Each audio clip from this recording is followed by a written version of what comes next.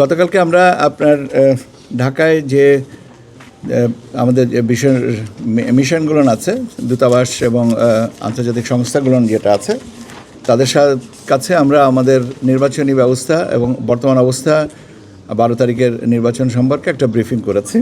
সেখানে আপনার mission heads থেকে ছিলেন 41 জনা, এজেন্সিজ ইউএন এজেন্সিসগুলোর থেকে ছিলেন 12 জনা, গভর্নমেন্ট অফিসিয়ালস ছিলেন এবং মাননীয় প্রধান উপদেষ্টা দপ্তরেরও প্রতিনিধিরা ছিলেন। ওখানে আমরা যে বিভিন্ন জিনিসগুলোকে যেটা আলোচনা করেছি, ওনারা মূলত জিনিসটা যে বিষয়ে আমাদের কাছে জানতে চেয়েছিলেন, আমরা তো আপনারা জানেন যে প্রথাগতভাবে আমরা কি কাজ করছি এটাকে আমরা ব্রিফ করি, কিন্তু ওনাদের কৌতূহল ছিল মূলত হচ্ছে আপনার কয়েকটা বিষয়ে। সেটা হচ্ছে যে সিকিউরিটি অ্যারেঞ্জমেন্ট এবং কমান্ড স্ট্রাকচার কি হচ্ছে। তো আমরা সিকিউরিটি অ্যারেঞ্জমেন্ট সম্পর্কে ওনার স্পেসিফিক্যালি এটা বলা ছিল, কিন্তু তারপরেও আমরা নির্দিষ্ট করে যেটা বলেছি সেটা হচ্ছে যে আমাদের পুলিশ বাহিনী, সেনাবাহিনী, বিমান বাহিনী, নৌবাহিনী এবং অন্যান্য আপনার র্যাব, আনসার এর সংখ্যাগত হিসাবগুলো এবং কতজনা কি থাকবেন এগুলো সম্পর্কে বলা হচ্ছে। এবং আমাদের যে মোটামুটিভাবে 25,000 থেকে 30,000 কেন্দ্রে বডি ওন ক্যামেরা পুলিশের ওখানে থাকবে। তারপরে আপনার আরেকটা হচ্ছে যে আনসার একটা গত পূজার সময় একটা অ্যাপ ব্যবহার করেছিল, সেই অ্যাপটাও আমরা এখানে ব্যবহার করব। এই জিনিসগুলোকে আমরা তাদেরকে বলেছি। তারপরে আপনার ওনারা আরেকটা জিনিস জানতে চেয়েছিলেন, মেনলি সেটা হচ্ছে যে আপনার ভোটের রেজাল্ট কতক্ষণে হতে পারে। তো আমরা যেটা বলেছি যে রেজাল্ট আমাদের হিসাব মতে এটা কেন্দ্রের রেজাল্টগুলো সময় মতনই হয়ে যাবে, 3 থেকে 3.5 ঘন্টা বা 4 ঘন্টা উঠতে, depending on the number of vote custard. কিন্তু আপনার যে সমস্ত রিটার্নিং অফিসারের কাছে প্রবাসীদের ভোটের যে কেন্দ্রগুলো, সেখানে আপনার গণনার সময় বেশি লাগবে। তার কারণ হচ্ছে যে দুটা ব্যালট পেপার, একটা প্রবাসীদের জন্য এবং একটা দেশের অভ্যন্তরে যে ব্যালট পেপারটা ব্যবহার করা হচ্ছে এটার ভিন্নতা। সেই কারণে এবং যেমন আপনার জানেন যে প্রবাসীদের কাছে যে ব্যালট পেপারটা দেওয়া হচ্ছে সেটা A4 সাইজের দুই পাশেই আছে, কাজেই ভোট দেবেন একটা, তার মানে 119টা আপনার সিম্বলকে স্ক্যান করতে হবে এবং স্ক্যান করতে হবে চোখ দিয়ে। তো সেই জন্যে আপনার ত্রুটিমুক্ত রাখার জন্য এই জায়গাতে একটু সময় বেশি লাগবে। এবং একটু না, এখন কতটুকু সময় বেশি লাগবে এটা নির্ভর করছে কত ভোট এসে পৌঁছাচ্ছে সেটার উপরে নির্ভর করছে। তো আমরা এই জিনিসটা তো আমাদের দিক থেকে সর্বোচ্চ চেষ্টা থাকবে যত দ্রুত আমরা এটা করতে পারি।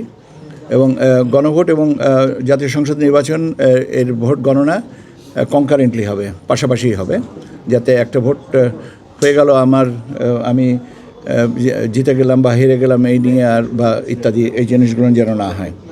আমরা মোটামুটিভাবে 400 এনভেলপ, প্রতি 400 এনভেলপের জন্য একজন আপনার পোলিং অফিসার রাখছি এবং তাদেরকে সহায়তা করার জন্য আমরা সার্বিক সহায়তার জন্য আমরা বিএনসিসিকে ভোট কেন্দ্রে তাদেরকে আমরা ডিপ্লয় করব। এবং বিএনসিসি থেকে প্রায় 16,000 বিএনসিসি আমাদের কাছে, বোথ আপনার মেল অ্যান্ড ফিমেল, এরা ক্যাডেটসরা আমাদের সাথে কাজ করবেন। এবার না, গণনার সময় থাকবেন আর কি, গণনা না, আপনার ভোট কেন্দ্রেও সহযোগিতা করবেন শৃঙ্খলার জন্য মেনলি এটা, কিন্তু ওরা আবারও বাড়তিও কাজটা করবেন, আমি সেই জন্য বলছি। ফেনী 3 আসনে প্রবাসী ভোটের সংখ্যা আপনার পোস্টাল ব্যালটের ভোটের সংখ্যা হচ্ছে 16,000। 16,000 প্রবাসী ভোটার সংখ্যা হচ্ছে 16,000। এখন ভোটার কত প্রপোর্শন এটা এটা একটা কেন্দ্র, আমরা প্রতি 3,000 ভোটারের জন্য একটা করে কেন্দ্র করেছি, আর 16,000-এর জন্য তাহলে কয়টা কেন্দ্র হওয়া উচিত? এবং একই ব্যক্তি এই 16,000 ব্যালট স্ক্যান করবেন। আমি ধরলাম যে 16,000-এর মধ্যে আমার 1,000 ব্যালট আপনার যে কোনো কারণে বাতিল হচ্ছে, কিন্তু তারপরে তো 15,000 এই 15,000 ব্যালটকে ওয়ান সেট অফ পিপল বাইফ্যাক্টেড করে গণনা করতে কি সময় বেশি লাগবে না?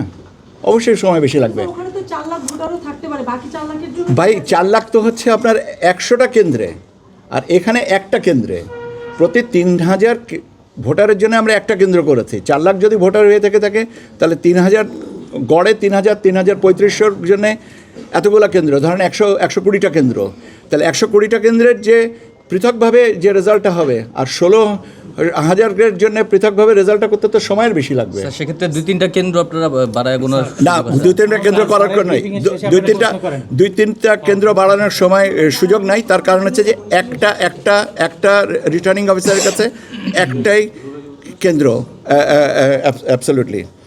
তো সেই কারণে সময় বেশি লাগবে। এটা অঙ্কের হিসাব, এটা দরকার হয় আমি আবারও আপনাদেরকে ভালো করে পরে বলতে পারবো। সেটা হচ্ছে যে কালকে মিটিংটা হলো স্যার, ওখানে কি সাংবাদিকরা প্রবেশ করতে পারে নাই?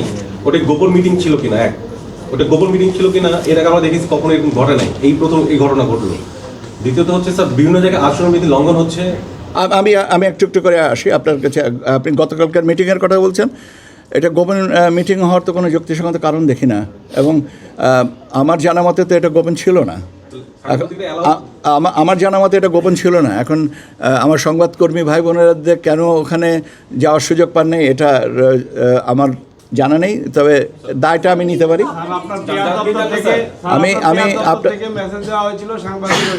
আমি আপনাদেরকে উত্তরটা